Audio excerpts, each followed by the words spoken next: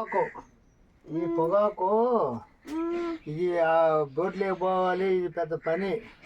పొగాకు ఏంటికి పోద్ది, సిగరెట్లకు పోద్ది, బీడీలకు పోద్ది, అంటికి పోద్దాం. ఇది అయితే మీరు ఎందుకు వేస్తున్నారు? మీరు ఎందుకు వేస్తున్నారు అంటే పొగాకు రూపాయి ఆదాయం కోసం.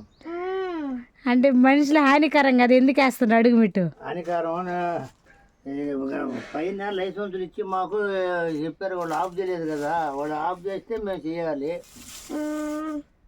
మిట్టు మా నాన్ని ఈ పొగాకేంటి అని అడుగుతూ ఉంది. అంటే చిన్నప్పటి నుంచి మేము వేసేది అదే కాబట్టి నాకైతే దాని ప్రాసెస్ మొత్తం తెలుసు అనమాట. అంటే నాట్లు కాడి నుంచి మొత్తం మిట్టుకు తెలియదు కాబట్టి అన్నీ అడుగుతూ ఉంది.